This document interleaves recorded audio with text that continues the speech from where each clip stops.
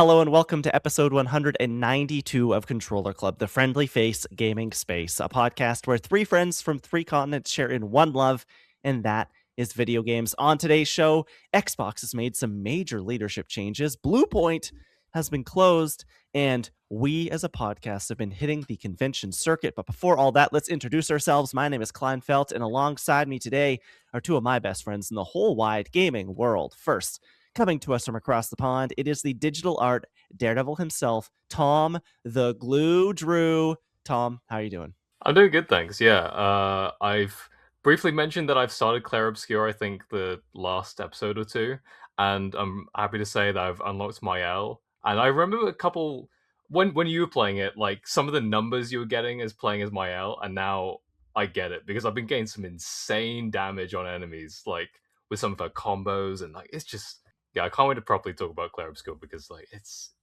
the combat's really good. It's really fun. Just wait till you get the perk that lets you do more than 9,999 damage at a time. Okay, interesting. That's Can't when the wait. numbers start getting really big. Next up, it is journalist extraordinaire, the Australian abroad / the Canadian in training, Lauren Rouse. Lauren, what's going on? What is going on is that, Klein, you and I went to Fan Expo last weekend, which we will be talking about on this show. Very exciting.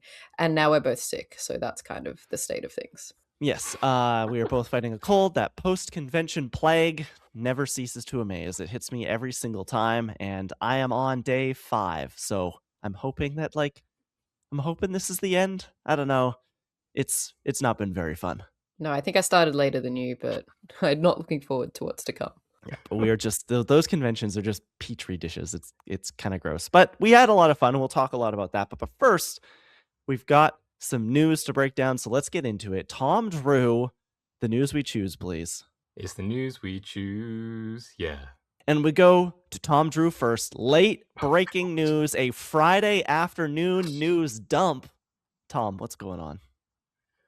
Yeah, so yeah, we're talking about how Phil Spencer and Sarah Bond have exited Xbox and Microsoft. And this is a very lengthy news story. I tried to condense it down as much as I could. So I'm sorry if I yap on for a little bit. But there's a lot of stuff that I wanted to talk about because there's a lot of statements and just information that I think you should know about going into this before we dive deep into it. So this comes from primarily Ryan McCaffrey at IGN. And he reports Microsoft Gaming CEO Phil Spencer is retiring. Sources familiar with the matter who are not authorized to speak publicly confirmed to IGN. Spencer's retirement is effective on Monday, February 23rd. So by the time you're listening to this episode, either it's very imminent or it's already happened. So that's kind of insane. Yeah, meanwhile, Xbox president Sarah Bond, long thought by many, both inside and outside of Microsoft to be Spencer's heir apparent, has resigned. The new CEO of Microsoft Gaming will be Asher Sharma, currently the president of Microsoft's core AI product. Finally, Xbox Game Studios head Matt Booty is being promoted to chief content officer and will work closely with Sharma. Quote, I want to thank Phil for his extraordinary leadership and partnership, Microsoft CEO Satya Nadella said in an email sent to Microsoft staff. Over 38 years at Microsoft, including 12 years leading gaming, Phil helped transform what we do and how we do it, end quote. Spencer, in his email to Microsoft staff, said in part, quote, last fall I shared with Satya that I was thinking about stepping back and starting the next chapter of my life. From that moment, we aligned on approaching this transition with intention, ensuring stability, and strengthening the foundation we've built. Xbox has always been more than a business. It's a vibrant community of players, creators, and teams who care deeply about what we build and how we build it, and it deserves a thoughtful, deliberate plan for the road ahead. Quote, today marks an exciting new chapter for Microsoft Gaming as Asha Sharma steps into the role of CEO, and I want to be the first to welcome her to this incredible team. Working with her over the past several months has given me tremendous confidence. She brings genuine curiosity, clarity, and a deep commitment to understanding players, creators, and the decisions that shape our future.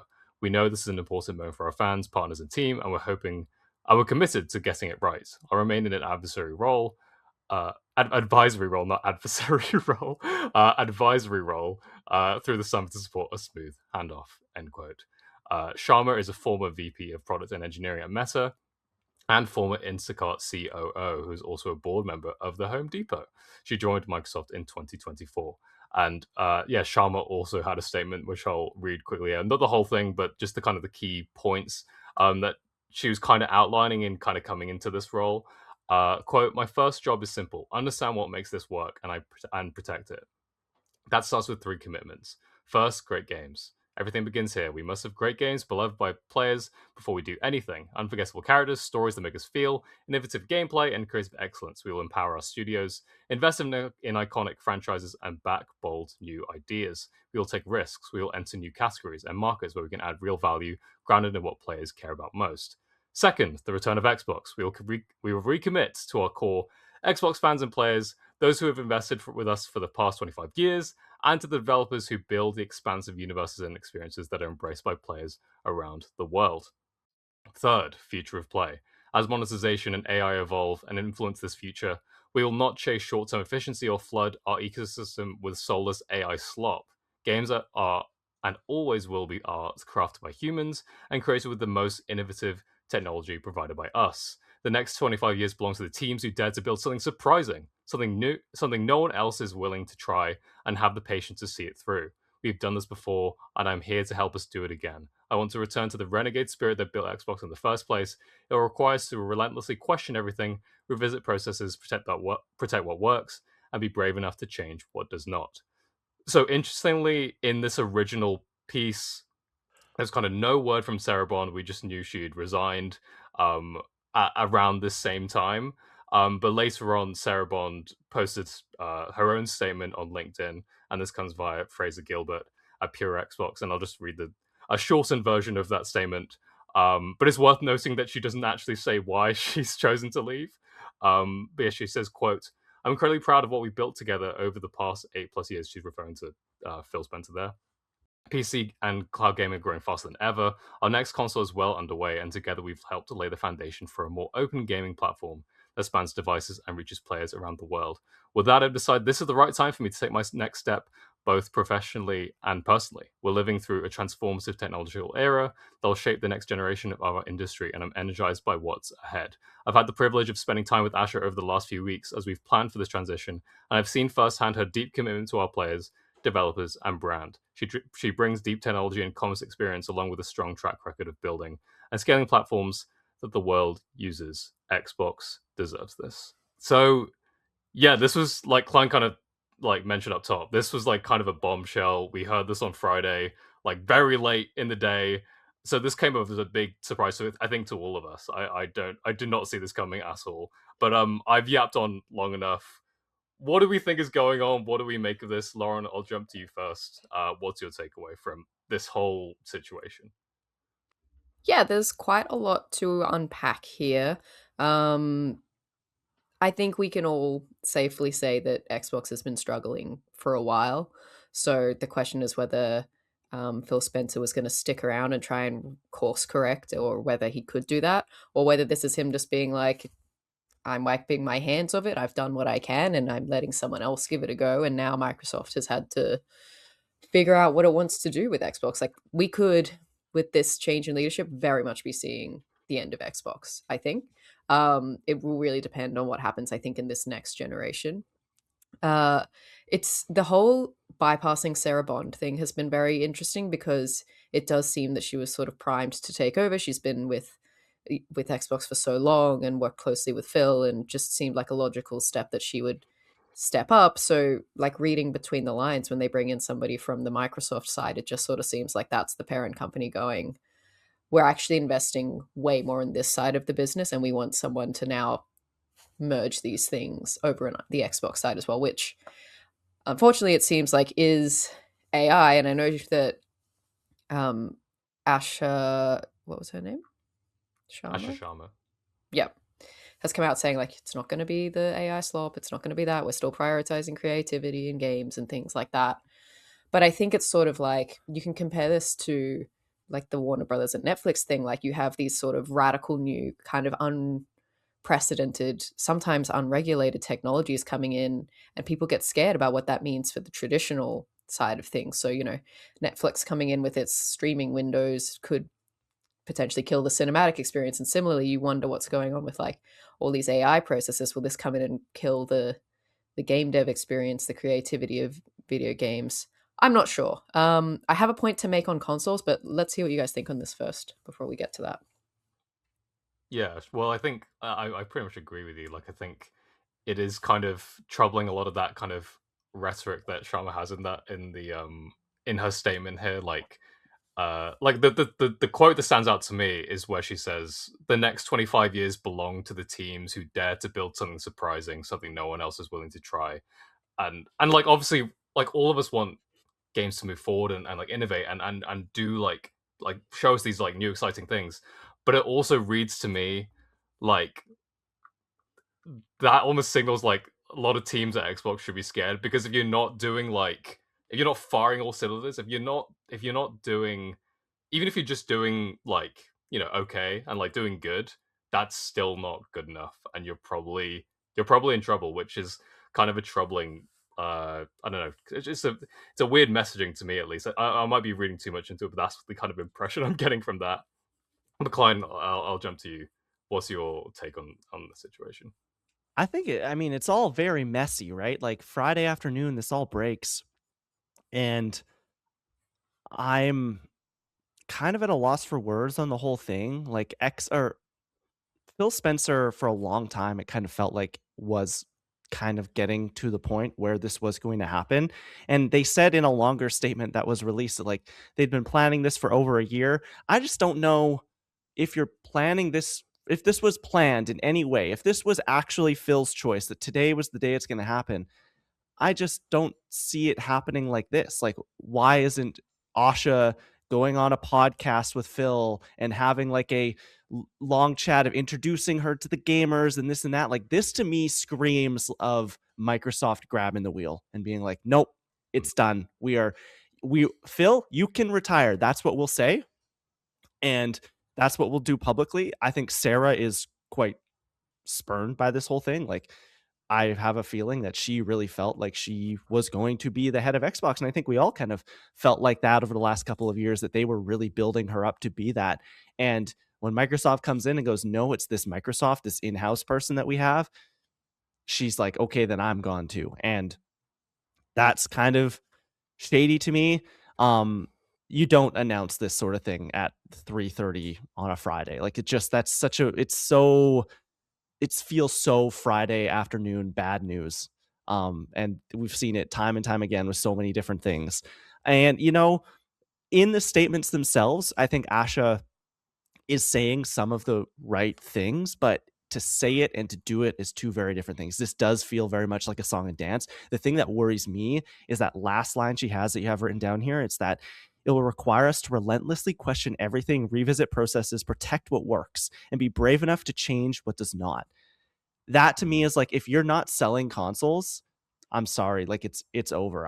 If I am a myriad of Xbox game studios right now, really anyone, I am sitting there with my head in my hands going, "Oh no, like what does this mean?" And so if I'm Double Fine, are they going to look at Kiln and be like, "Yeah, that does not scream console seller to me." If you're Compulsion Games, there's so many of these teams that maybe haven't put, even if you're someone like Rare, like yes, they have like Sea of Thieves. Other than that, what else have they done? Everwild was canceled. Like, there's so many of these teams that I would be just like afraid that I think within the next probably 2 or 3 months, I think their fiscal year is a month away. It ends. We're going to see some cuts, and they're going to be big and they're going to be drastic. And we're going to talk about it in this next story. Obviously, Bluepoint gets cut earlier this week. Like, this industry is hurting, and this is a move to me of like, this is a wartime move. This is something that you do before big drastic changes come along. It's true. It's like a scapegoat, right? Like, oh, we've had a change in leadership. We're restructuring. Therefore, all these things are getting cut. And we know that Xbox's moves in the last recent years under Phil Spencer have been to do acquisitions. And then they did, I can't remember the figure, but billions of dollars buying Activision Blizzard, which hasn't quite paid dividends yet, 69 billion. particularly with the failure of Call of Duty last year. Like that, I think they went all in on Call of Duty and Overwatch and those kinds of things. And they did not pan out, and that can just be like, that's business. But they also went all in on the idea, I guess, for a long time has been Xbox Game Pass. It's going to be, this is the future of the industry. And I think that that's like a novel idea. And then you make those acquisitions like Bethesda, like Activision, because it's like, oh, this is going to juice the numbers. We're going to see like this is going to be the thing that people have to play on Game Pass now because we have Call of Duty there, and it didn't work. People didn't show up. People still just bought it. People played on PlayStation. People played on PC. They weren't going into the Game Pass app to play that game. And now if you're Microsoft, you're like, okay, you're looking at Phil Spencer, you're looking at Sarah, you're looking at the whole Xbox team, and you're asking, we just spent $70 billion on a company.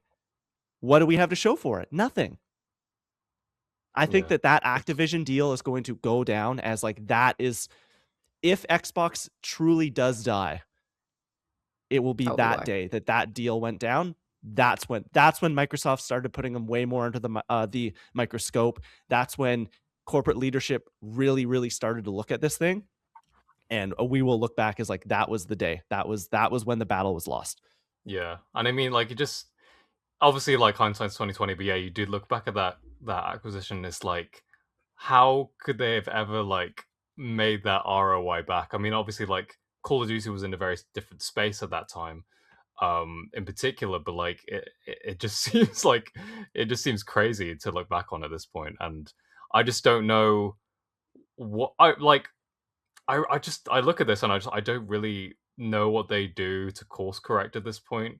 Like you say, Klein, that like Asher says, like quote unquote the right, like the right things in some regards, but in a lot of ways, like I felt like, and look, you can't give like it feels weird to give like a corporation like so much leeway, but like, oh, you know, like they were finding their footing, they were trying to like they're trying to do these different things because they've had like many years to try and like rectify this.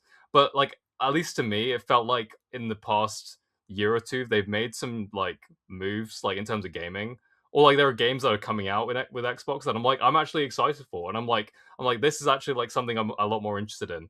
So if that stuff goes away, like your I don't know, like your Fables or like smaller games, like your Double Fines. Like, I just don't know how you bring a lot of people back to the Xbox ecosystem when they've all kind of flocked away. Yeah, well, we've been saying it kind of for years on the podcast, like, are the console wars dead? And I think they really are. And Xbox has done that to themselves by putting their games onto PlayStation and adopting this Game Mhm. Pass mentality and making everything an Xbox. They've diluted the brand to the point where it's like, it just feels like another subscription to add on top of everything. And it, you know, it's easy to say when we're all, PlayStation shills, but I look at Sony's first party games and there's very rarely any misses, and we happily pay full price for them every time, and they make money, and like, we can't really speak to whether that's being successful for them behind the scenes or not, but you look at Xbox and it's like, well, Starfield didn't really take off. They haven't, I think the Halo for this generation wasn't huge. They're kind of really relying on, I mean, we looked at the Xbox Developer Direct. There are exciting things. We're excited for Fable. We're excited for Forza and things like that. But yeah, some of their acquisitions haven't really paid off yet. And you just sort of get worried that the ones that they do have that we are excited for still might not even make it anymore. The one thing that another like part of this is obviously, like we've talked a lot about the software, like on the hardware side, like I don't know what this means for next generation. If I'm a hardware developer that just put in all this time to work on the what's it called, Asus ROG Ally X, the Xbox handheld PC thing, everything that's been said from Asha, from everyone here, doesn't scream to me like they are going to be like putting a lot of, I don't know, eggs in that basket going forward. There's a lot of, I think, very scared people at Xbox right now, and justifiably so.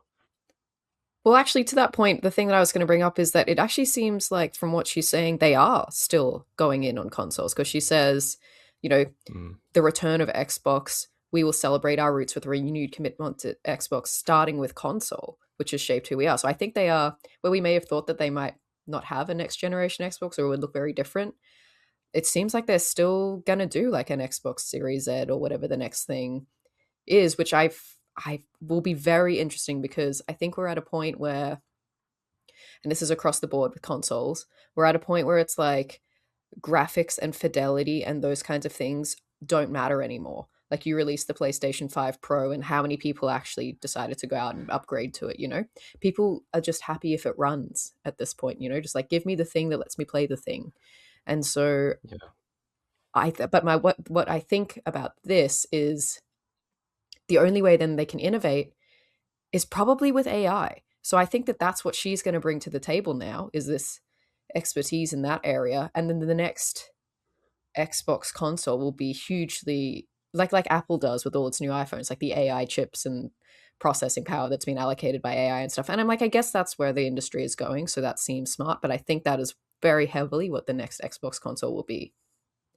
If they can get it out, because it's not a story we have, but like we're in the middle of a RAM shortage. Like, no one can get any memory to build any of these things. There's a story just this week that PlayStation reportedly is delaying their console by perhaps 2, maybe even 3 years, but just because they simply, every allotment of RAM out there is accounted for the next number of years, simply because of all this AI BS. And I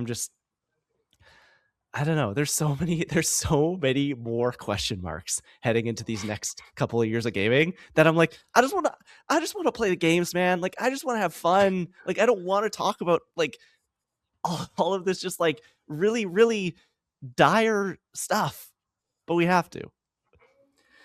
Yeah, it is tragic, and I mean, like, maybe like a prolonged new Xbox rollout will work in their favor, because like I just feel like the one thing they need for that at this point is like a killer app, like and like Xbox has really been lacking that for so long, and the only thing that like comes to mind at this point is Elder Scrolls 6, and that's, you know, we know that's in development, we know that's coming, but it's still a ways off.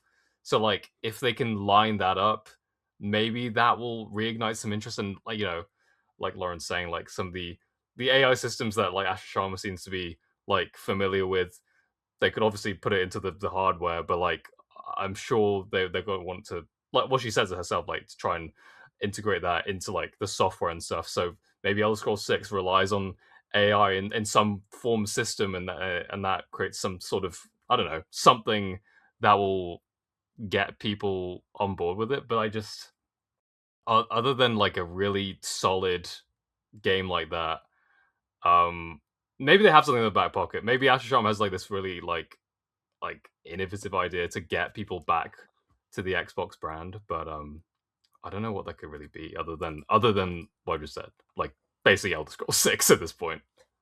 Yeah, it's interesting because I have some friends who are like long time Xbox loyalists who I've been talking to, and over the last year they've just been like, I'm getting fed up with them, you know, like they had misses on the gaming front. They upped the price of the console. They've upped the price of Game Pass. Like, they're moving games to PlayStation. Like, they just keep feeling slighted. And I feel like this is the nail. Like, I remember them being like, this, I'm at the end of my tether. If they do one more thing, I'm jumping ship. And I think this could be that point for a lot of people, depending on what happens next. Whatever Asher Sharma's first move is will be very, very important. And if it is to lay off a bunch of teams, it's going to be really bad. All to celebrate the 25th anniversary of the console. Happy 25th, Xbox. Yeah. It's depressing stuff. I do like that one of the first things she says in this statement is my first job is simple. Understand what makes this work and protect it. I'm glad that now you're going to figure out what the job is when you're actually in it, and not like, right? I don't know. We can move on to the next story. Not also the happiest news in the world. Bluepoint has been closed over at PlayStation. This is from Rebecca Valentine at IGN. PlayStation has shut down Bluepoint Games, the studio behind the remakes of both Shadow of the Colossus and Demon's Souls. This comes from Bloomberg, which confirmed the news with PlayStation. Roughly 70 employees are going to be impacted by the closure when it officially occurs next month. Quote, Bluepoint Games is an incredibly talented team, and their technical expertise has delivered an exceptional experiences for the PlayStation community, end quote. A PlayStation spokesperson told Bloomberg, quote, we thank them for their passion, creativity, and craftsmanship, end quote. According to a previous report by Bloomberg, Bluepoint was working on a live service God of War game up until January 2025, when the project was canceled.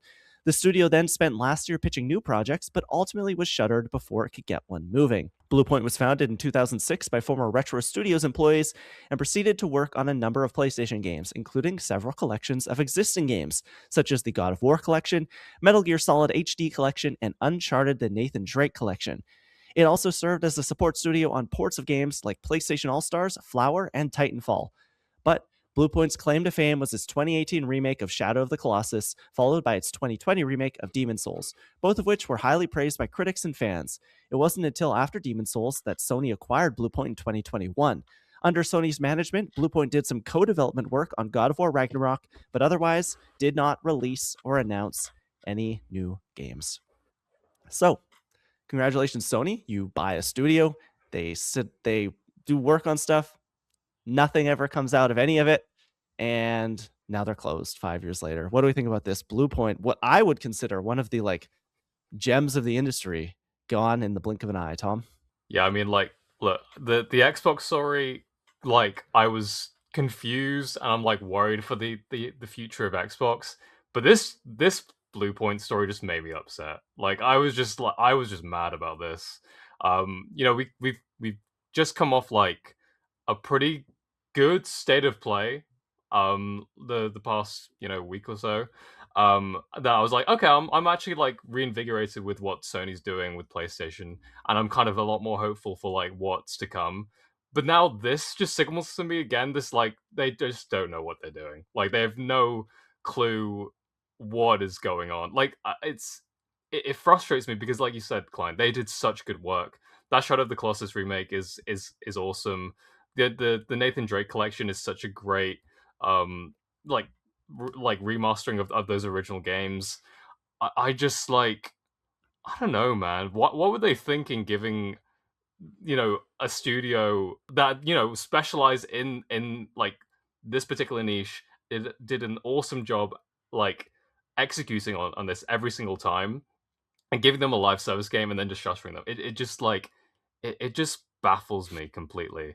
And in a different scenario where they were remaking some other game, that would have been, it would just been amazing. But it's just a shame that now we'll never get to see this group of developers do that ever again. Lauren, what do you think?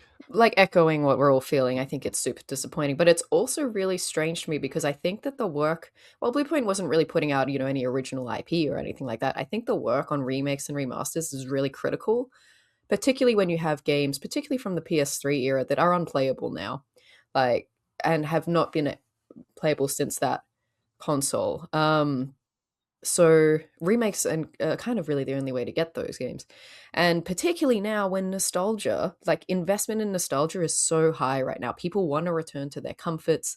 They want new ways to play those sort of games from their childhood, to introduce a new generation to it, to then maybe revitalize the IP. Like we saw the Crash Insane Trilogy launch Crash 4 and things like that. So I think it's just kind of really strange to me that there was no possible remake that they could be working on that wouldn't seem profitable. The obvious one is right there. People have been calling for it for years. Give them the Bloodborne remake. And you said it the other day, Klein, offline, that maybe if they had done that, that could have been the difference between them staying open and closing. And let them just give this a go, and then decide if that was time to close them or not. Just give them a Hail Mary, as you said. Yeah, I thought that would be the last lever to pull. If everything is, the God of War live service fell apart, we can't get pitches going, I thought that one last thing would have been, okay, let's do it. It's the easiest thing in the world. They've already worked on a FromSoft game.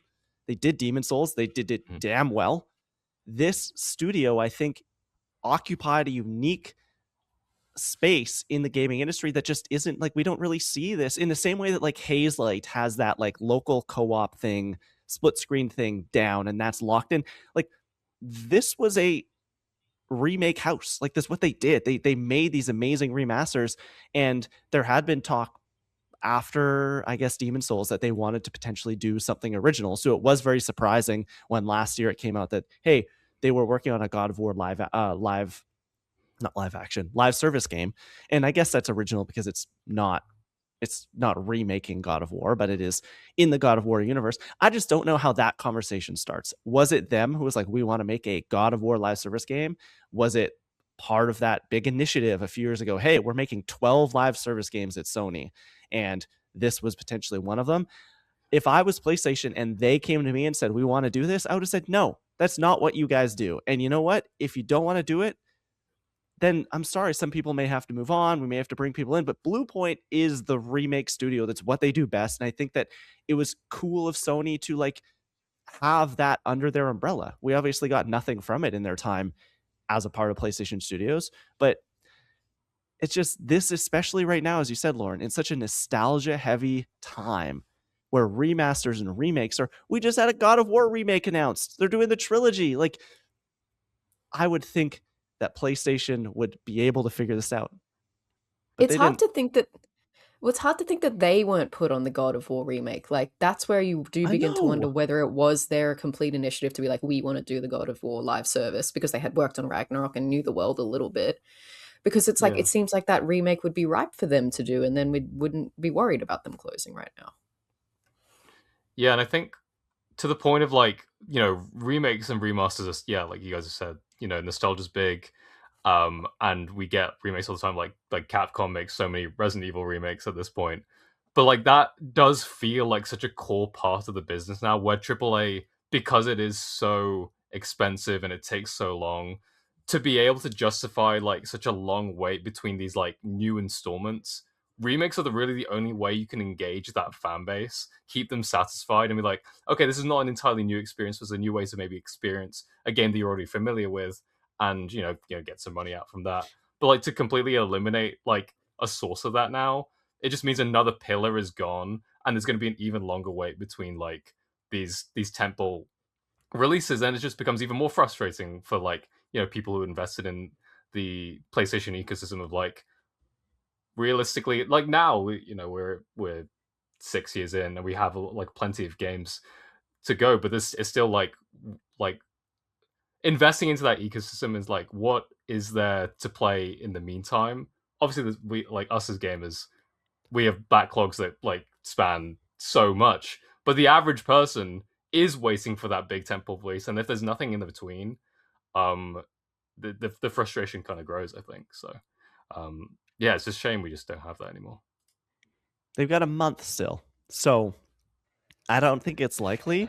But what did we see? Was it Tango Gameworks a couple of years ago? The Hi-Fi Rush team, they got cut by Microsoft and then ended up getting bought. Who knows? I don't know if I don't know. I don't know if it's gonna happen. If I was Konami, I would be like, hey guys, come over here, remake Metal Gear.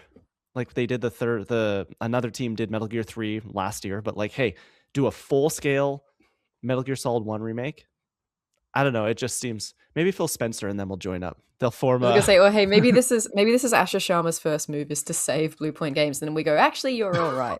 And you're making Banjo Kazooie. Let's go. Okay, all is forgiven. Asher, if you're listening, free advice right there. Free idea right there. Yeah. On to the next story, Lauren. Your story of the week, Ubisoft. Yes, my story, rounding out what I'm calling a collection of executive hell news stories this week. But Ubisoft CEO Yves Guillemot has spoken about the company's future following a hectic couple of years for Ubisoft with multiple layoffs, game delays, company-wide restructure. He did this big sort of tell-all interview with Variety and Jennifer Mars. It was over email, so read into that what you will. But I just wanted to focus on just some of the things he said about the games that are coming out of Ubisoft, because it has been a bit of a crazy time over there, and we know that they're going to be restructuring into 5 creative houses, and this has resulted in some studios being shuttered, others being merged, and things like that. One of those is, I think it's Vantage, which is, I think, has got like the core Ubisoft IP. But anyway, this is what he had to say about Assassin's Creed, Far Cry, Rayman, and Rainbow Six. So, quote, "We have a solid pipeline underway across Vantage Studios. Under the Assassin's Creed brand, several titles are in development, spanning both single-player and multiplayer experiences, with the ambition to further grow on community that exceeded 30 million players last year. On Far Cry, anticipation is high, and we currently have 2 very promising projects in development. Rainbow Six is coming back strongly, recently passing 2.5 million players daily, and will continue to grow. We have also outlined our ambitious Year 11 roadmap and confirmed that the highly anticipated Rainbow Six Mobile, which makes Rainbow Six playable from anywhere, will now launch worldwide on February 23. That's tomorrow. And as for what's next for Rayman, we're always exploring how our iconic franchises can evolve and reinvent themselves for all generations of players. We can't share details today, though we're looking forward to talking more about Rayman soon. So, putting aside all of the other corporate things that he talked about in the interview, I just want to know what we think about the stance of Ubisoft and its core franchises and the ones he addressed in this statement. Anyway, you want to take this, Klein? Ubisoft continues to be a mess, and I think that this is just the latest chapter in that saga. It is interesting to note, obviously, the headline here is multiple Assassin's Creed games are in development, single player and multiplayer. That's, if you like Assassin's Creed, I guess that's exciting. A couple Far Cry games, cool. Rainbow Six, it's interesting that when they talk about Rainbow Six, they're just talking about Siege now. Rainbow Six does not exist beyond that multiplayer game. And Rayman, it's funny though, because there's a game in development at Ubisoft that's been in development at Ubisoft for like 17 years, and we continue not to hear about it. Beyond Good and Evil 2, just like you've sunk how much money into it, you're not even going to mention it. I don't know. That might just be me, but where's the pig? Come on. Yeah, I don't know why that's the like of all the shutterings and cancellations that have happened at Ubisoft. Why isn't that one the one that's I know I get the sunken cost fallacy, but like at a certain point, like surely this game like is never coming out, right? Like it's been so long. They say it's still happening. Like there's still people Just working don't on get it. I don't know what that looks This like. is their GTA 6. The last time we heard about Basically, it yeah. was like what Joseph 2018? Gordon-Levitt came out and was like, "Hey guys, you can help us make the game." And you could, it was like generative AI before generative AI. It was weird. And that was I remember seeing it. At like the Ubisoft had like a small convention day in Sydney. It would have been like 2017. It was I before was gonna Far say Cry probably about 10 years ago. 5. And I remember seeing it. It was like they were promoting Watch Dogs Legion, the new Far Cry, some Assassin's Creed game. I can't remember which one it was at that time, and this Beyond Two Soul Good and Evil. And I was like, okay, what is this? And nobody really. It was like it was there, but it was kind of like it didn't have a huge presence. But they were still marketing it. It's crazy to me. But I mean, the thing that stands out for me here is that I mean, the fact that they're still talking about Rayman, it is just kind of funny to me because it's like Rayman Legends was like again another game that's like ages like 13 years ago. So it's just crazy to me that they've not capitalized on that franchise more. Like obviously you don't want to oversaturate like the market with like a new Rayman game like every year or something like that. But I feel like Rayman Legends is such a beloved game. And maybe they're not even working on like a 2D platformer. Maybe this is like a different take on Rayman. Maybe it's a 3D game like some of the older Raymans are. But it just feels strange to me to like, okay, we're coming back to Rayman, guys. Don't worry, this is what you've been waiting for, right? Everything's on fire, but Rayman, he's still he'll bring us back from the brink, right? Also, where's Division? There's another one. That's like second you say Division 3. Lauren, you have written down here another question. What game are you excited for from Ubisoft right now? The only thing is Division 3, but where is it? Who knows? The lead developer said, "Hey, it's going to be great," and then the same week left and went over to Battlefield. So I don't know what's going on there. There's also no talk of anything about Star Wars Outlaws, or if that's continuing. Like, I don't know. It's been a rough few years for Ubi. Like, I don't think Assassin's Creed Shadows, which was good, at least what I played of it, hit for them as much as they would have liked. But I think they really have some healing to do. Hopefully, this restructure is for the better. Like, if it's going to be a bit of a creative rebranding, I suppose. But I think like what was promising for me is that like the core franchises are still in play. There are more Assassin's Creed projects on the way. There are more Far Cry projects, which I'm literally waiting forever for at this point. It's just their pipeline is very long, so it's just whether this will delay things with this new restructure. But Yeah. Yeah, because what do we Anything know else? from Ubisoft? Like, what's their 2026 slate? I don't That think there's Rayman anything. remake or like remaster? Yeah, the remaster, I think that's I it. guess. Well, they used to do those Ubisoft forwards, and then they haven't done Yeah, them for a while, so I they don't know definitely what they're did. doing. They Yeah. definitely did. Aisha Tyler out there promoting Just Dance. Love it. Well, I surely mean, there's are they another one of even those doing? coming along. Yeah, that's the thing, right? Like, us. Keeping Well, I them don't know if alive. there is. They moved to a subscription service for that, I think. I'm not Oh. 100% sure about that. So I don't even know if there's a new Just Dance coming anymore. Bring back Splinter Cell. Make that happen. I know there's a lot of people who are looking forward to that, but is there anything from you guys that like would get you up out of your seats over at Ubisoft? No, Lauren, you mentioned Far Cry. If they had another Far Cry Blood Dragon, that would be fun. I just think it's interesting in the wake of what we saw happen with Call of Duty. I think Battlefield kind of filled the gap last year, but I think there is a little bit of room for these sort of tactical action shooter games to come through, like the Splinter Cells and the Rainbow Sixes and the Divisions and things like that. So I don't know. Like, I think there was a point in time where there were so many of those that they all blurred into one, but I think now could be a time to really come out strong and take a stab at Call of Duty's crown.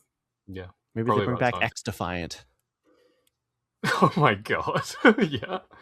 Why not? At this point, try anything. Roller Champions. They've had so many like multiplayer games that have come and gone in 8 months. Yeah. Yeah. For me at least, like the game that I was really looking forward to was like Sands of Time remake, and like that's not happening anymore. So like Yeah. the kind of wind's been taken out. Like it's just, I mean, Or a Lost Crown sequel, maybe even, Oh my, like that would have been amazing. Like, and that team doesn't exist anymore. So it's just anything like Ubisoft now that I'm morbidly curious about what the next Assassin's Creed game is. But I've said that for the past like 3, I want to say, and I haven't like played any of them. So it's like gonna take a lot to get me back like with one of these games. Although like we talked about it, but like if they do reveal Beyond Good and Evil 2 and they do like put a release date on it, that probably would get me interested. I'm actually kind of interested to see what has taken them this long for this game to be. Well, some more free advice to Ubisoft if you're listening. I hear Bluepoint's on the market. If you need someone to come and remake your Prince of Persia games, to remake, capitalize on that nostalgia, that's just an option for you. Remake like some of the original Assassin's Creed games, maybe. I don't know. Like, that's the thing. Like that rumored Black Flag remake and all that. Yeah, what's happening Where's with that? That would get me excited. Weird. Yeah. I think that's gonna do it. That was the depressing news segment. I promise next week we'll be back with happier news. Next year maybe we'll be back with happier news. Tom, Drew, can we have that news outro? It's the news we choose. Yeah. Let's hop on over to what we've been playing, or more appropriately, what we've been doing, because we've had a very busy last couple of weeks. Tom, do you want to go first? Because you went and tried to catch them all. You went and saw Pokemon in real life. You went to the Pokemon EUIC. Don't know what that happens, or don't know what that means, but sounds fun. It was fun. Yeah, it stands for the Pokemon European International Championships, which is basically the big world championship, but constrained or contained in Europe. They have Worlds, which takes place in various locations. Like they have it in San Francisco, I think, this year. But no, this was the European Championships. So you have your VGC, you have your TCG, you have Pokemon Go going on, where people just tap it on the screens, and people say there's meta to it. I don't know. It just looks like people tapping on screens to me. But if that's how you want to do it, sure. They also have Pokemon Unite. But they also had cards, which I spent a lot of money on cards there. But they also had a demo for Pokemon Pokopia, which at least 2 of us on this podcast are pretty excited about. And I was like very keen to. Well, after I saw the announcement that Pokopia was going to be here, I was like, I definitely want to try it out. And I did.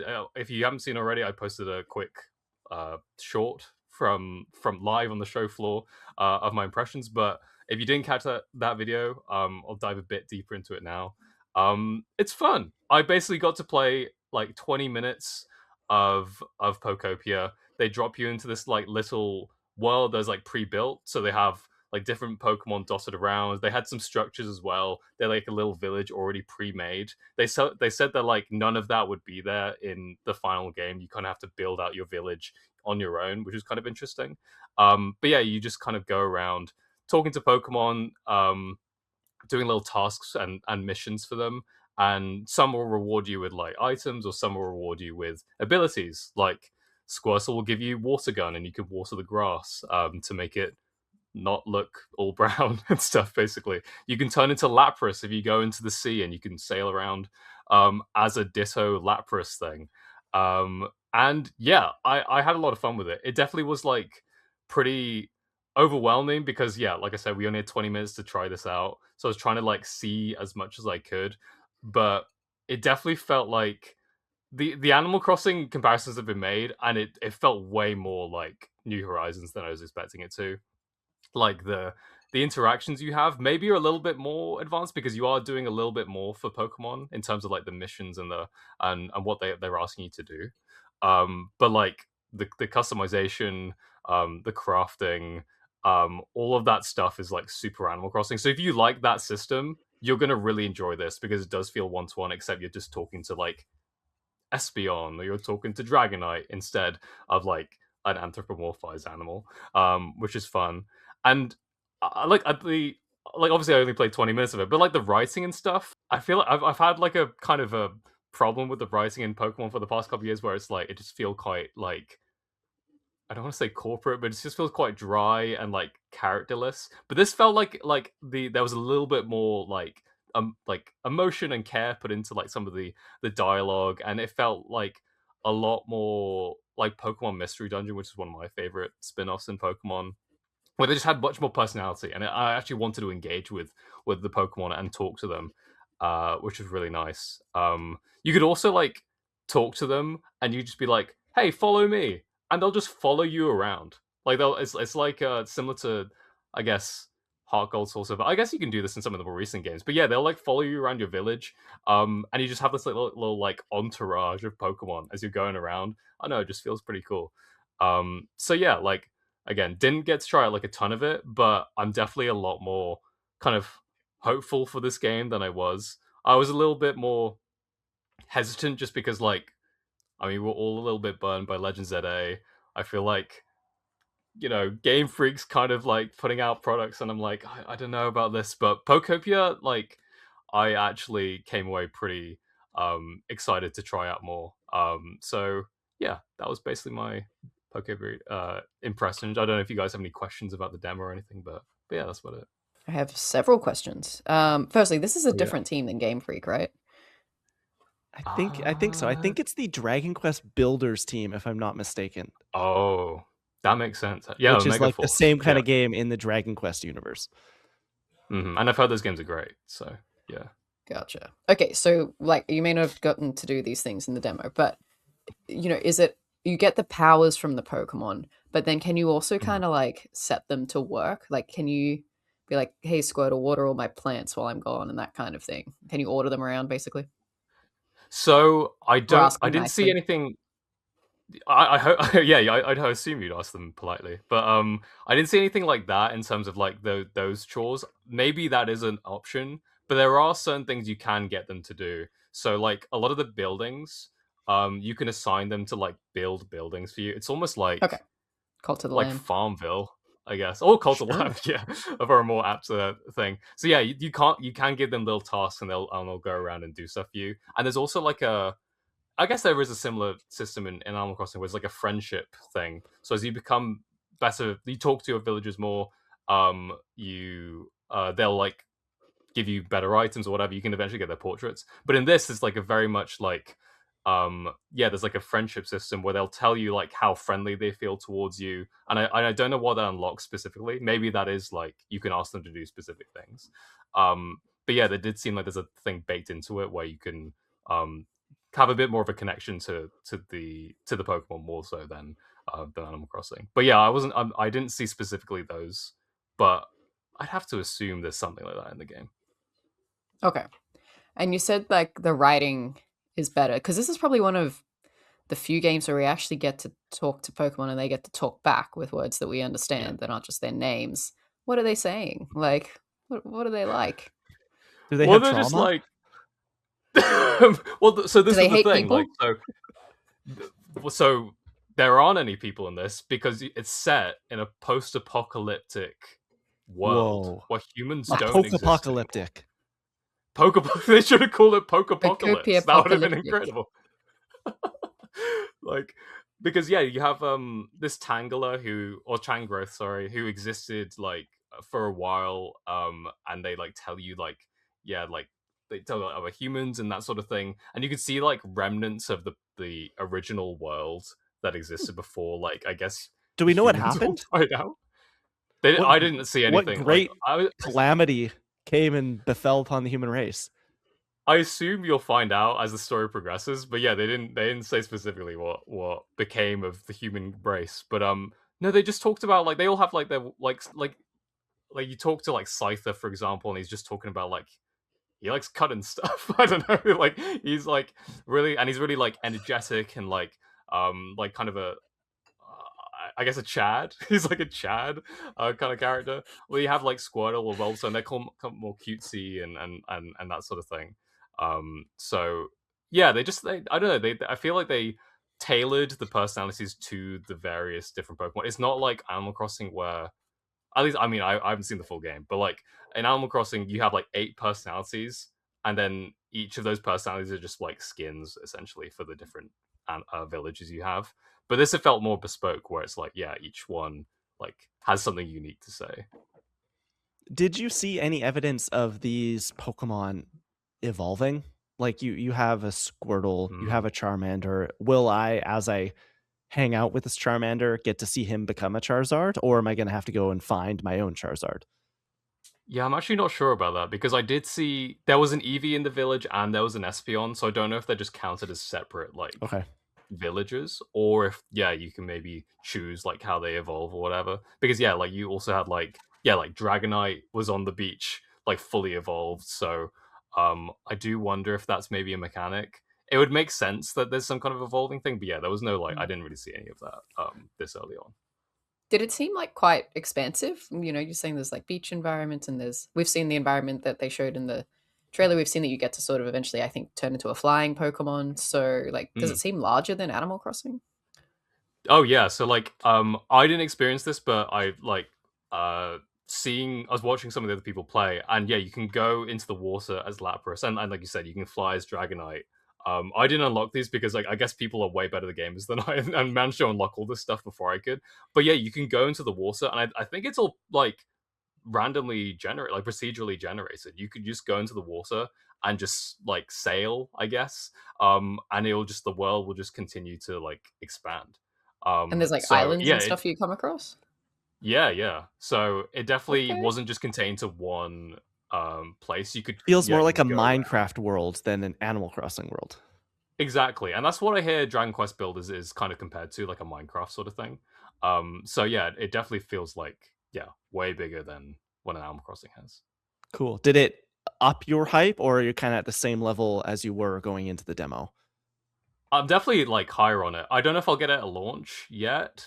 I have Resident Evil to play, so we'll see how Launches far I get soon. along with that first. Exactly, it launches next week, so it's coming up. But I think if I can get that squared away, then yeah, I might pick this up. I think it looks like a lot of fun, and it seems like a lot of like the impressions online also seem very positive too. Like people are enjoying the even longer demos that they were giving out to journalists and that sort of thing. So yeah, I'm hyped for it. I mean, I famously got my Switch for Animal Crossing. This isn't quite Animal Crossing, but it does seem like it's the closest we're gonna get. So maybe this is what I get the Switch to for. Yeah, and buy a Switch before it's $900 as well. Well, I've heard that too, and I'm stressed about that. Can I talk about some games I've been playing? Yeah. If you must. Cool. I played a pair of games this past week, and I'm going to talk about them kind of in concert because they are very, I don't know, they're like brothers to me a little bit. I've been playing God of War, Sons of Sparta, as well as Nocturnal 2, at least the demo of Nocturnal 2. Now, you maybe remember, Tom Lauren, Nocturnal 2, a game we played at the PAX Indie Mix event. Talked to a wonderful developer there. they sent over a demo, their latest demo that is on Steam right now. And I want to give it a try because I didn't actually get to play a ton of it when we were at the Indie Mix that night. And what I'll say is I really like Nocturnal 2. If you don't know, it's a Metroidvania where you are lighting up the map with fire. It's got this beautiful 2D art style, and to chart your way across this world, you are lighting torches, burning down curtains, you're giving light to this world, and it's got this amazing combat system that you're unlocking moves for as you go along, as you would with any Metroidvania. But it reminds me the most of Prince of Persia: The Lost Crown. It really feels like that very fluid, almost Smash Bros. Inspired combat system where you're knocking people up into the air and slamming them down. They're bouncing back up. You're hitting them again. It feels really great and really fluid, and I really like it. I would highly recommend you go play the demo right now if you can get a chance. It's on Steam.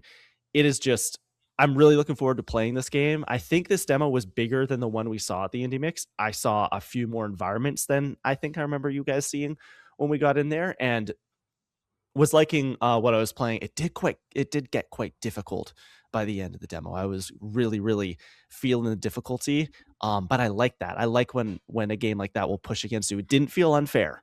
It was definitely like, I can do this. And it wasn't like, oh, these combat challenges are hard. There was like some platforming challenges. I'm like, you're asking me to do a lot. And I really like that. So I'm looking forward to like sinking my teeth into that game. And the reason I talk about that first is because this is the game I want God of War Sons of Sparta to be. I've played about 5 or 6 hours of God of War Sons of Sparta. This is the 2D Metroidvania that was announced at the State of Play last week, set in the God of War universe. Takes place years before the God of War games, following a young Kratos and his brother Deimos as they explore Sparta. And when we saw it for the first time, we'd heard about it for years and years and years. Obviously, it had been rumored for a long time. But when we finally saw it, had this, like, I really liked it, gorgeous pixel art that a lot of people have kind of bristled against. They think it looks kind of ugly. I like the way that it looks. However, I find this game incredibly okay. Like, there's nothing in it that really strikes me as like, wow, you are either elevating the genre or doing something very well. The combat feels a little clunky.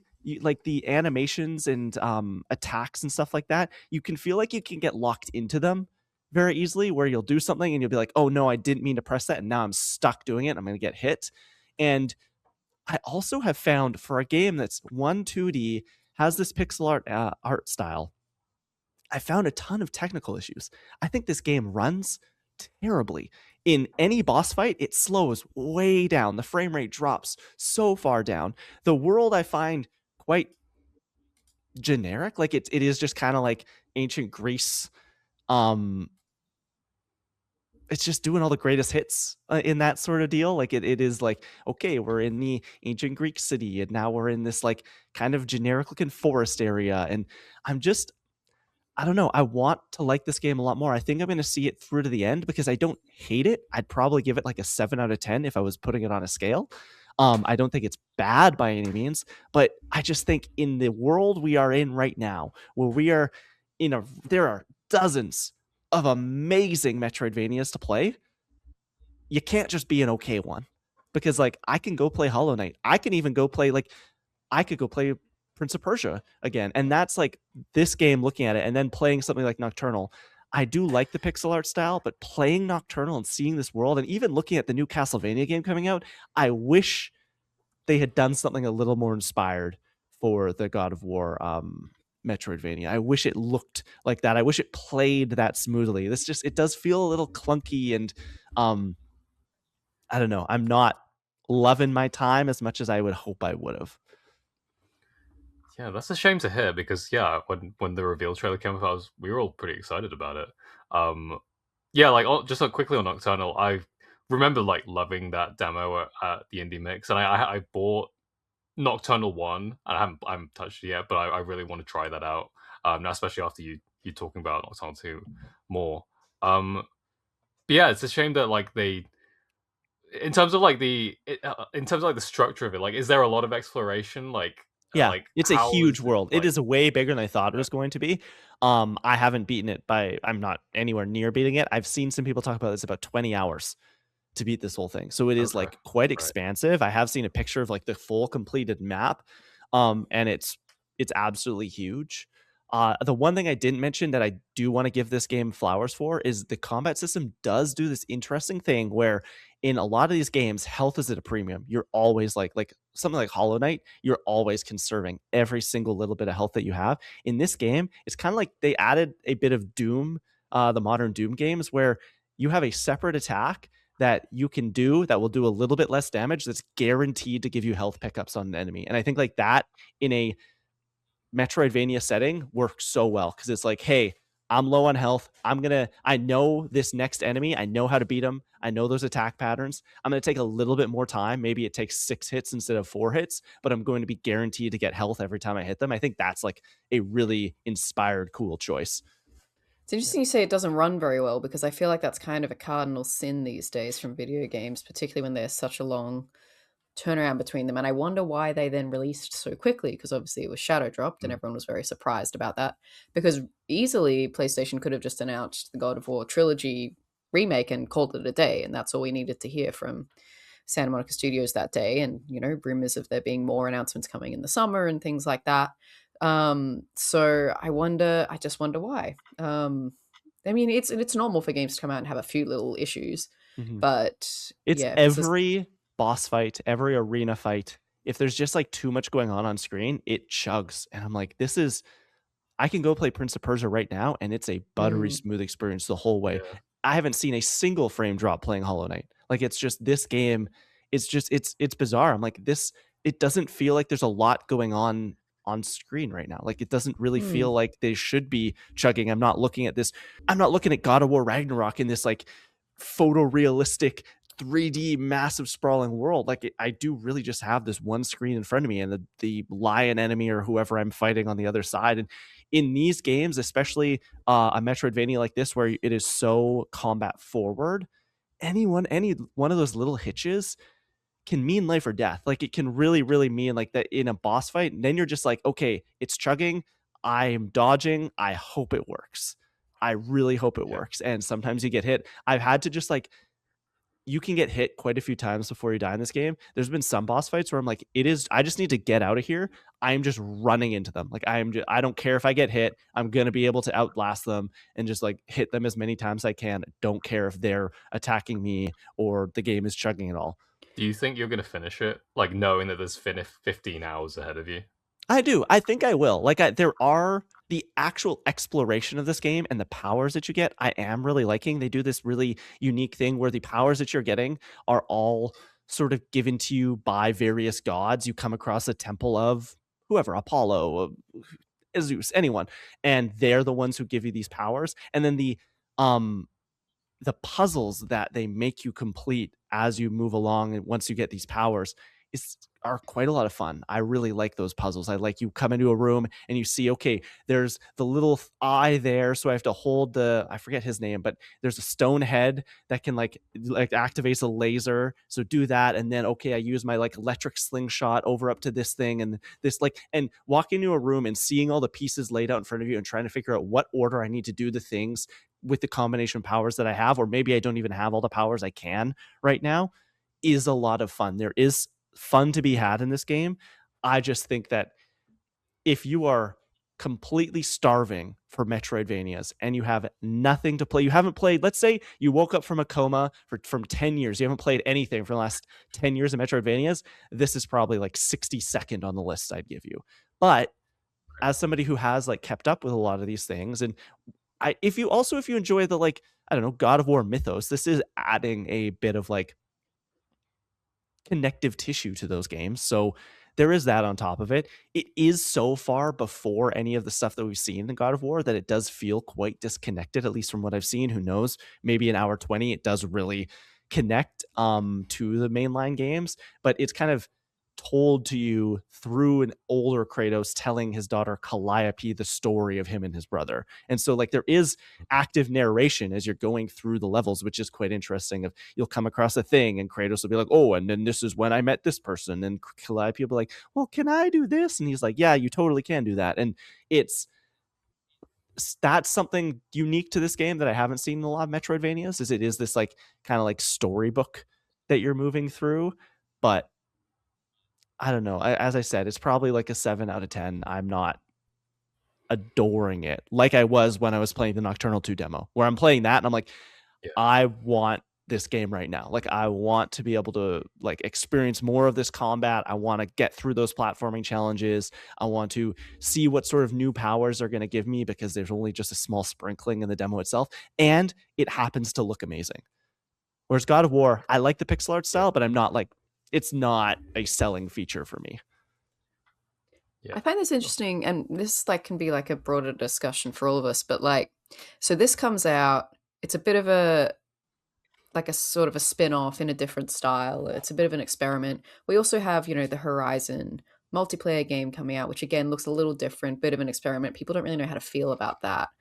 And I'm wondering what you guys think about, like, Sony potentially just trying some of these different like installments for their main first party games, because like obviously people would prefer God of War 3 or whatever this next God of War game is, or they would prefer Horizon 3, or they want the next Last of Us. They don't want a multiplayer. And I mean, I think Ghost of Yotei Legends is a little different because that was an established thing that they set up with Ghost of Tsushima, but there is these sort of like, and even Tom, you were saying before, or I think it was Tom, like there's these big gaps between the mainline games, and then so people are sort of, what do you do in between until the next one when the development cycle is so long? So what do you guys think about this kind of strategy? I like it. It means more of the thing that we like. And as you said, breaking up those longer gaps.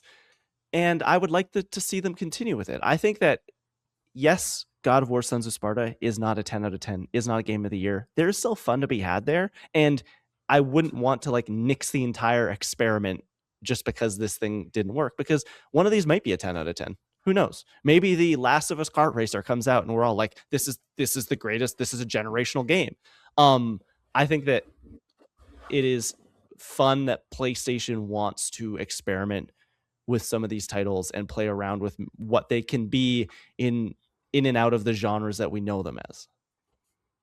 Yeah, I'd rather they took a swing and a miss, or even a swing and like they kind of hit the ball, than them not try this stuff at all. Because like the alternative is you have nothing in between these temporal releases. And so it's at least if also there's allowing, something, in a lot of these cases, Sony to go to other studios. Like, this isn't a Sony Santa Monica product. This was made by someone else. I would love to see what a Sony Santa Monica 2D Metroidvania God of War would look like. I know that, I'm forgetting his name, but the director of God of War Ragnarok was quoted as saying right after that game came out that the game he always goes back to when he has downtime during dev is Symphony of the Night, and that he would like love to work on something like that. So when there were rumors about this game initially, I thought, oh, this is going to be his game. Like, this is going to be the God of War. No, it's not. It's another studio, but it is kind of cool that PlayStation is letting these other smaller studios play around in their massive IPs. Yeah, I think there's just concern, though, particularly with the dilation of the industry, that, anything that doesn't hit can be an immediate failure. And you worry that, like, if they're working on this side project that doesn't go, then maybe the next thing won't go. So, like, if Sony Santa Monica had done this and it wasn't good, then would there never be another God of War mainline game? I think there is a bit of concern around, like, well, they could be spending that time working on the next big thing, right? Yeah. Well, that's why, like, similar to what Klein was saying, like, I think it's good that they can like outsource it to like another developer, so that like I guess the risk isn't on the main studio. It is to these like other studios. It's similar to like um the Cadence of Hyrule, the like Legend of Zelda rhythm game like spin-off. Like, it's just cool that they can like Nintendo's never gonna make that game, so why not just give the IP to someone else who can make this unique idea for like something in this franchise, and it gives fans like something unique to try without burdening Nintendo's like main team with something that, like, if they put all their eggs in one basket for that, like, it might destroy them. But like for the smaller team, which with a smaller budget or whatever, like, it has a better chance of having success, I guess. Okay, Lauren, you're the last one. What have you been playing, or more appropriately, who have you been talking to, and what have you been doing in your weekends? Well, I'll be talking to you, Klein, in person. It was great. We forget sometimes that we live close now and actually get to see each other in person. So yes, last weekend we had a few days here in Vancouver for Fan Expo, and this was primarily like we were doing work for the direct, so there was a few. That was where most of our time was spent. But I bring it up because we did get to see a couple of games there. There was like they had the like Twitch was there with a booth, and at that booth we got to see our friends at Buffalo, who we played their demo of Fresh Tracks at PAX, and then we got to reconnect with them. They had the demo here in Vancouver as well, so it was good to have a chat to them, to catch up with them. But we also discovered there was one little gaming setup on the floor, just out of the blue, by this little studio run by 3 people called Hakoon Games. And one of the people on the team had their own stall and were selling art and things like that. And this art's also in the game, so it kind of made sense that they were like promoting both things at once. But we got chatting to them, and Klein got to play the demo. They're making a game called Thrive, which looks delightful. But Klein, you played it, so I'll let you talk about it. But I know that you did invoke the name of one of your most anticipated games, so it's setting a high bar already. Yeah, so Thrive is a 2D Celeste-like with Metroidvania elements. I've seen the term going around online from a few other games, a Celestoidvania, and it is a screen-by-screen precision platformer where you are unlocking abilities as you go and explore this world. It's got this just like really, really cutesy pixel art style. It very like it feels very like Sunday afternoon in the backyard. There's sunshine and flowers everywhere and cute animals. They said that like a positive environment was very important and something that they wanted to like put into this world instead of making it like this dark and grimy or gritty kind of place. It is a very, very happy environment to be in. And you kind of teed it up there, Lauren. It felt very Celeste. It feels very, very smooth, but it feels a little bit like Rebounder, which if you don't know about Rebounder, I played it at PAX last year and I can't stop thinking about it. And this game is, I think, even earlier in development than Rebounder is. They said it is so early. It has temp art in it. It has temp music. I was listening to the soundtrack and I'm like, man, this soundtrack is amazing. And then I took my headphones off and they were like, yeah, that's Chrono Trigger music. I was like, oh, that's why it's amazing. Because it was composed by Square Enix. But yeah, it's really good. I think it's so far away. I played it on Steam Deck, which is the first time I've actually held a Steam Deck. And oh man, it was bad. I did not want to. It was bad in a good way. Just because now all I want is a Steam Deck and I'm not going to spend that much money to buy a Steam Deck. But it was a lot of fun. The gameplay was really, really smooth. You had all the like Celeste-like movements, but you did have a couple other unique things that I found. Like I unlocked a umbrella that you could. So Celeste is all about jumping and dashing and getting a couple more dashes as you go. So before you go in the air, you can dash, let's say 3 times. But if you land on something, you reset those dashes, even if it's like you bounce into a wall and hold on to the wall. In this, you have a dash, but then once you have this umbrella, that resets your dash. And so you can umbrella in any direction, which kind of like lets you go in that direction and then float, and then you can dash again. And I thought that was just like such a fun, unique, different thing that I haven't seen in any of these games before, where I've played plenty of games with dashes. I've played plenty of games with wall jumps, but like combining that now with this kind of like float, kind of like Peach's like dress in Super Mario Bros. 2, is kind of cool, and it lets you kind of plan out these super long sequences where, okay, there's this massive gap and this kind of little ramp, and so I'm going to slide down and then jump at the last minute and dash, and right after I dash, at the peak of my dash, I'm going to put out the umbrella, I'm going to float, and then as I get closer, I'm going to dash again. It was really cool. I really liked it. I am very much looking forward to it. I think they're based in Vancouver, so that's like really cool. Another Canadian dev, but gave them a sticker, Tom. They're in now. Oh, yeah. They're in the family. We'll have them on. Yeah, they do That's follow great. us now. But yeah, like Klein teed up, they're very, very early. They don't even have a Steam page yet, but they have a website and they have socials, so you can go keep an eye on the game there because it's definitely one to watch out for. Other adventures at Fan Expo, Klein and I interviewed the 3 voice actors behind the leads of GTA 5, which I haven't played, but for Klein was very surreal to hear them talking.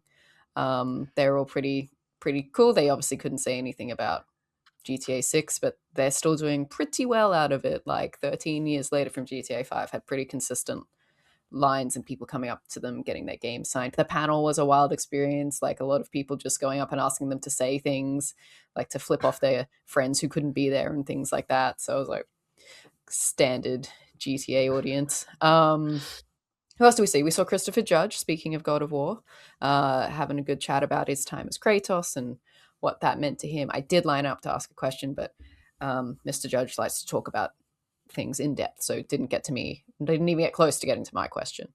Was there anyone else that we saw from the gaming land? No, Elijah Wood pitched his dream gaming adaptation. That was cool. That's I don't true. know. He wants to see a Sam and Max movie, Tom. Sam and Max. Yeah, Okay. LucasArts adventure game, the Yeah. dog and the rabbit. Yeah, He also wants to be in a Super deep Mario cut. Brothers, the movie. He could be Wario Hey, or Waluigi, maybe. I think that could work. yeah, maybe he already is, and we don't know. That's true. They could be a little tease. He could Yeah. be Yoshi. We never know. True. Yeah, Fan Yeah, Expo it was was a a lot fun- of fun as always. It was good. I always leave that convention exhausted, especially working it, but fulfilled. It always is like I always leave like, man, we did a good job. And I think that this year we really, really, really did a good job. Lauren, you should be proud of everything that we accomplished. Talked to Mike Coulter, Luke Cage, which was like so cool. Yeah. That's my first MCU superhero I've ever interviewed. I don't know about you, Lauren, but that was like a bucket list item for sure. Yeah, it was very cool. He was very chill, particularly as like I'm a big Jessica Jones fan, so he and Kristen Ritter have a lot to do together. So I'm like really hoping that he, like she is, coming back at some point. I think it's going to happen. But it was very cool to talk to him. He was super chill. And yeah, it was just, we're both sick, but it was worth it. Yeah, it always is. And I guess I'll say this now. It was my last convention at thedirect.com because I have no longer work at the Direct. My last day was on Friday. I've quit. I'm starting my new job tomorrow. I am the new deputy movies editor at cbr.com. That's the first time I've said that on content, which is wild and crazy. Nothing will change at Controller Club. We can still march on. Reckless Rebellion can still march on, but you'll be able to find all my stuff over at CBR starting tomorrow, which is absolutely insane. Yeah, but nothing better change. You better not leave us for you better not leave us in the dust. In fact, the content's going to get better, Tom. Okay, so that's the guarantee. Well, I guess we're sticking to that. Tom, comment corner. Do we have any comments this week? Yeah, we actually have a couple here. So, I'll shout out our first one from @OscarGoo, who's our pal Oscar, who we met at PAX West last year. And this was on our state of play reaction, basically. And Oscar chimed in saying, Caroline Polachek is also the only reason I'm interested in Death Stranding 2 Klein. Glad y'all were as hyped for a new Castlevania as I was. And yeah, like, I'm glad you're excited for the new Castlevania 2, Oscar. That, like, I'm so excited to see more of that game. Another comment here from @AkuTabai5. I think I pronounce it. This was on our previous episode where Klein got to talk to Josh Koenig, who's developing Echo Isle, upcoming indie game that's like a Zelda-like. Play that demo. That demo's out on Steam too. That is really good. Yeah, shout out that. And yeah, they say kind of neat that the algo decided to drop this vid in my feed. Keep it up. So sometimes the YouTube algorithm works, guys. So that's a lovely comment. So thank you so much for that. And then we get to the curse comments here, guys. We also posted another state of play reaction from the game Project Windless, which I dubbed the KFC game. It's basically the game where you play as a big chicken with two giant swords, and people had a lot to say about this game. First of all, Yogurt Bun 5394 says, "WTF? I'm sold on this." @XXKiraxX 2009 says, Project Boneless, I guess, like boneless wings, which is a bit of fun, I guess. Yeah, that's what they were referring to. Yeah, absolutely. But last but not least, Ryan reflects, our boy Ryan Cotera says, honestly, so excited for this game. I'm curious if the Rooster will talk, and this is a question for you guys. If so, who should voice them? So do you have any thoughts of who should voice this chicken? I mean, Elijah Wood, clearly he wants to be in some kind of video game thing. So This maybe isn't up Elijah for Wood. date. But... It's not up for debate. It's Chris Pratt. I guess Chris Pratt. I guess it could be. No. In all seriousness, actually, I do think I picture the chicken, if he does talk, or the rooster, sorry, having like a really mighty voice for some reason. Idris Elba. Well, I was gonna say Travis Willingham, because he always like does Thor. like he always, and he's like he's in Dispatch and he does one of those very like mighty deep voices. So I'd Who love is that. the rooster in Chicken Run? Oh God, yeah. Oh, Rocky. Well, they recast him, I think, in the second movie. But it was Mel Gibson no, it was Oh, never mind. No, maybe not. Maybe not him. I would say another very mighty voice. Oh God! And then do you know who they recast him with? Sorry, on Chicken Run. So it was Mel Gibson in the first one, and then in the second one they recast him with Zachary Levi. Whoa! Oh, no. I thought you were gonna see someone like Armie Hammer. I mean, anyway. Anyway, yeah, but my vote's Ben Starr. Glorious voice. Oh yeah, that deep. Yeah, incredible. Sure. Let's go for that. Thanks for your comments, guys, and keep them coming. This week's Comment Corner question of the week is, what's your take on the Xbox leadership shake-up? A shake-up. Oh my gosh. The sick brain is getting to me, guys. We need to get out of here. You can follow the show, as always, at Controller Club Pod on Instagram and Blue Sky, at Controller_Club on Twitter, and at Controller.Club on TikTok. Also, you can watch a video version of the show each and every week. It goes up on YouTube. Find us, youtube.com/@Controller_Club. Rate, review us wherever you get your podcasts. 5 stars, 5 stars. It really helps us out. And send in any questions, topic ideas, or just you want to say hi, controllerclubpod@gmail.com. Tom Drew, where can people keep up with you? What do you have going on in your life? Let them know. Yeah, you can find me at Tom Drew Art, Instagram, Blue Sky, basically everywhere on the internet. All I've really posted is like pulls from the recent Pokemon Ascended Heroes set. I pulled a special illustration rare, which is pretty cool.